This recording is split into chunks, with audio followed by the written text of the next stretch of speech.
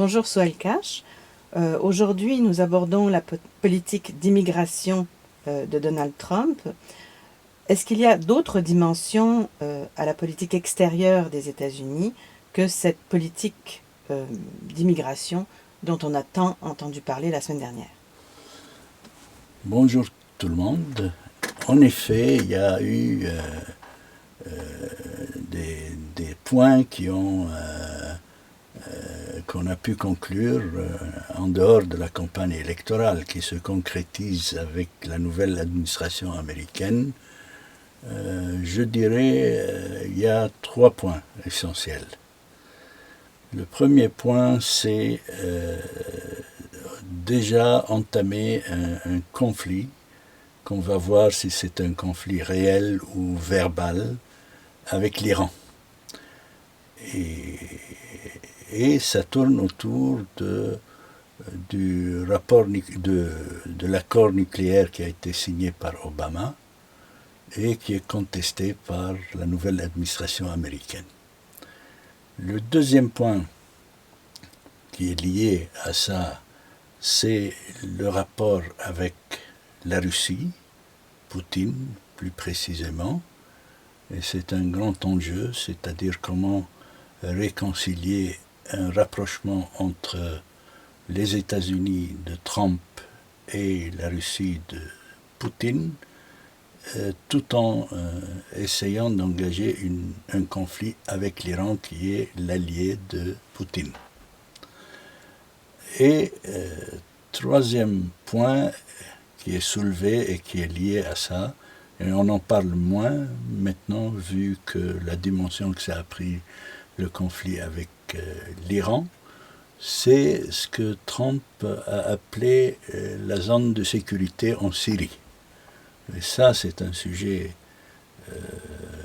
délicat dans la mesure où la politique à Obama a posé à cette proposition qui est d'origine turque, la Turquie qui n'a pas arrêté de réclamer une zone de sécurité en Syrie, et elle s'est heurtée à chaque fois à un non catégorique, un refus catégorique de la part de l'administration Obama. Alors voilà en gros ce qui préoccupe actuellement le monde arabe. La majorité des médias parlent beaucoup plus du conflit avec l'Iran parce que si c'est sérieux, ça vient remettre en question toute la stratégie qui a été menée jusqu'à maintenant et les acquis, entre guillemets, de Poutine dans la région. Pourquoi ? Parce que là, on ne peut pas faire l'économie de repasser en revue de façon critique les conséquences néfastes de la politique d'Obama dans cette région du monde, qui a mené à la situation actuelle. C'est que, pour dire les choses brièvement, parce que ça a été développé dans d'autres conférences que j'ai données, non seulement Obama a fait perdre aux États-Unis toute crédibilité lorsque il a mis une ligne rouge à Bachar al-Assad à propos des armes chimiques, et puis au dernier moment il s'est dérobé, il n'a rien mis de concret dans l'affaire. Ça, c'est l'aspect qui a été très condamné par les médias. Mais l'autre aspect qui était moins mis en évidence, c'est que parallèlement à ça, il a essayé de développer une doctrine du terrorisme qui est actuellement remise en question. Cette théorie du terrorisme, c'est de dire, en fait, il y a 2 terrorismes dans la région. Là, je me mets dans la logique d'Obama tel que je l'ai suivi. Il y a un terrorisme sunnite et il y a un terrorisme chiite. Le terrorisme sunnite est représenté par Al-Qaïda à l'origine pour les États-Unis, et ensuite on a ajouté Daesh et le front Al-Nusra. Et il y a un terrorisme chiite qui, avec le temps et dans le discours américain, on parlait des chiites sans parler de terrorisme, là, alors que avant c'était presque synonyme, parce que c'était l'axe du mal de l'Iran du temps de Bush. Alors c'est là où il y a eu un glissement sémantique qui a fait toute l'affaire et de l'Iran et de Bachar al-Assad et des Russes finalement qui ont adopté la même logique, c'est de dire que il y a d'une part le terrorisme qui est devenu synonyme des sunnites avec un discours occidental médiatique pour faire porter le chapeau de ce terrorisme-là à l'Arabie saoudite et pays du Golfe, et d'autre part le terrorisme chiite est devenu un allié et des Russes et des États-Unis. Ça, c'est la plus grande réussite du régime syrien, c'est lorsqu'il y a eu ce glissement sémantique, c'est-à-dire on a mis l'opinion publique mondiale devant un fait accompli. Est-ce que vous êtes avec Bachar al-Assad qui est laïque et gentil, ou bien vous êtes avec Daesh, avec les horreurs de Daesh et de l'État islamique qu'on voyait à la télévision. Et ça, c'est en quelque sorte, c'est d'une part une fabrication du régime syrien de présenter les choses dès le départ. Le régime syrien n'a jamais accepté le fait qu'il y a eu en Syrie une révolution d'un peuple qui réclamait la justice et qui réclamait la liberté et qui réclamait la dignité humaine. Non, il avait tenu toujours un discours comme quoi, moi je suis là, j'ai toujours coopéré avec les grandes puissances, surtout les Américains, et je suis en train de me battre contre le terrorisme. Le terrorisme ici est sunnite. Avec ça,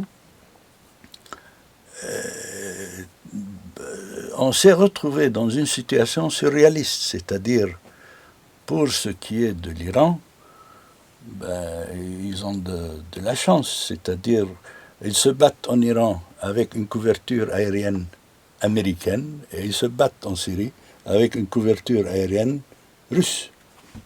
Je n'ai jamais vu une chose pareille, moi. C'est un génie en matière de politique, là. Et ils nous sortent après de Alep en faisant comme ça, comme quoi, c'est eux qui ont libéré. C'est pas pour rien que Poutine, la dernière fois, était obligé de faire un appel à l'ordre, comme quoi, si mon aviation n'était pas là, votre Bachar al-Assad serait tombé dans 2 semaines au plus.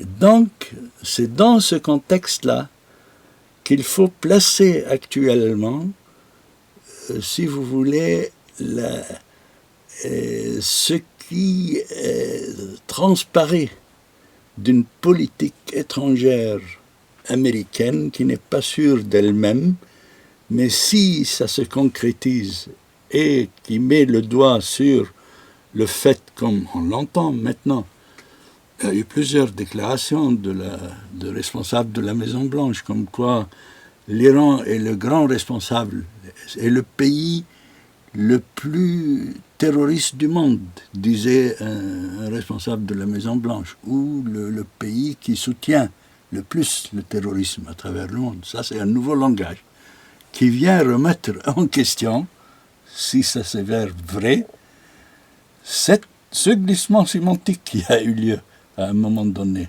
de dire que le terrorisme n'est pas le monopole des sunnites. Ce n'est pas seulement les pays du Golfe qui cherchent à féliciter Trump pour être en rapport avec lui ou en alliance avec lui. Ça, c'est juste un petit rappel pour les quelques journaux arabes, parce que je suis un peu de près. J'ai lu un papier de Talal Salman de As-Safir qui focalise sur les pays du Golfe et les rois moyenâgeux qui courent derrière Trump. Là, il y a une déclaration aujourd'hui, il fera mieux de la lire, là, où Bachar al-Assad dit « Soyez les bienvenus les Américains chez nous ». Et ce sont les Américains de Trump. Donc on n'en parle pas de ça. Et donc, si la question, c'est sérieux, ça veut dire on a affaire, et ça, il y a tout un débat, parce que la personnalité de Trump et la façon dont il a mené sa campagne et son populisme laissent les gens un peu perplexes et ne font pas confiance. Est-ce que c'est sérieux ce qu'il est en train d'avancer?